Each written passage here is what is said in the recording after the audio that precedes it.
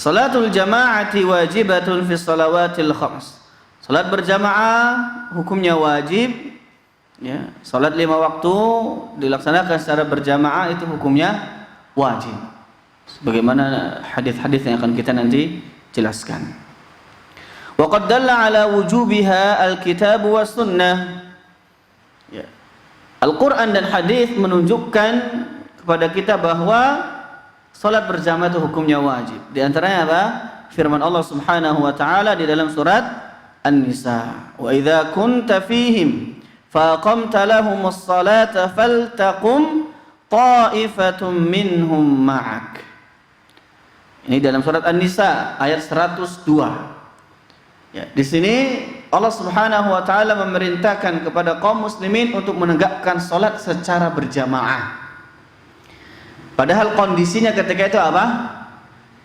Kondisi sedang berperang. Maka ya, ketika kondisi perang saja diperintahkan untuk menegakkan sholat secara berjamaah, terlebih-lebih lagi ketika kondisinya itu apa? Aman, damai, ya, tidak ada apa-apa. Maka seharusnya itu apa? Ya, kita lebih dituntut lagi untuk menegakkan sholat berjamaah. Dalil dari hadis Nabi sallallahu alaihi wasallam adalah satu hadis yang diriwayatkan oleh Abu Hurairah radhiyallahu anhu. Rasulullah sallallahu alaihi wasallam beliau bersabda, "Athqalus salati 'alal munafiqina salatul isya wa salatul fajr." Salat yang paling berat untuk orang-orang munafik itu salat apa? Salat isya dan salat subuh. Kenapa? Apa tujuan orang-orang munafik salat? Tujuan utama mereka apa? Riya. Yura'unan nas. Mereka ingin dilihat oleh manusia. Bukan karena Allah Subhanahu wa taala, bukan ikhlas. Dan tujuan utama tersebut tidak tercapai di salat subuh dan salat isya. Kenapa? Gelap. Ya kalau sekarang terang. Ya dulu nggak ada. Maka berat bagi mereka. Salat isya berat. Ya. Karena tujuannya nggak tercapai. Mereka ingin dilihat. Siapa yang mau lihat? Orang nggak kelihatan, gelap.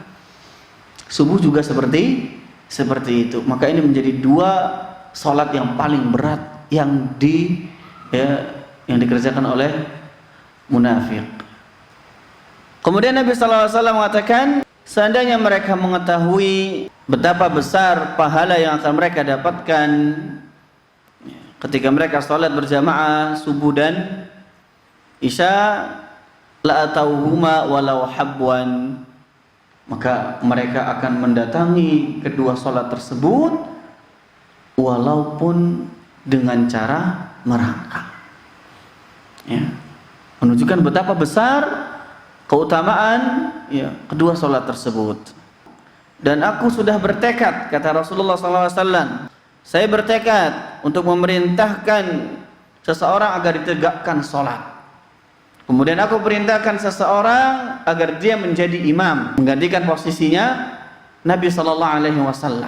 Kemudian aku pergi bersama dengan beberapa laki-laki yang mereka membawa seikat kayu menuju ke orang-orang yang mereka tidak sholat berjamaah. Akan saya bakar rumah-rumah mereka dengan api. Ada beberapa sisi pendalilan dari hadis ini kenapa kemudian dijadikan sebagai dalil wajibnya sholat berjamaah. Nabi sallallahu alaihi wasallam mengatakan, seandainya mereka mengetahui betapa besar pahala yang akan mereka dapatkan, mereka akan mendatangi.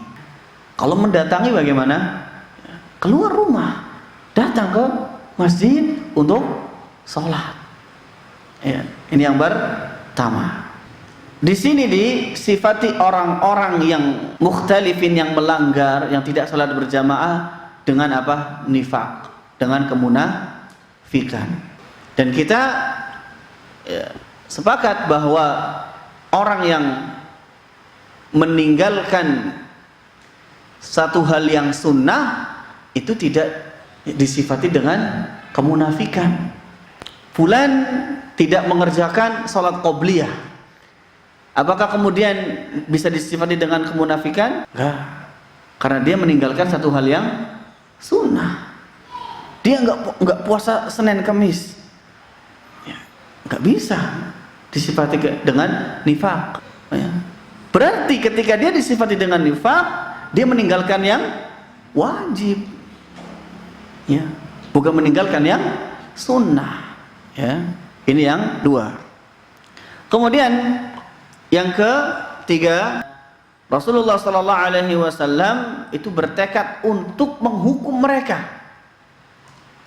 ya, menghukum orang-orang yang tidak sholat berjamaah. Dan adanya hukuman itu, konsekuensi adanya hukuman ketika dia meninggalkan satu hal yang wajib, bukan yang sunnah. Ketika dia meninggalkan hal yang sunnah, maka tidak ada hukuman.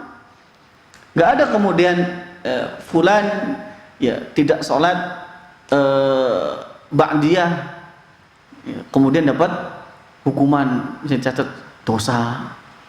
Gak ada. Ini berlaku ketika dia meninggalkan satu hal yang wajib.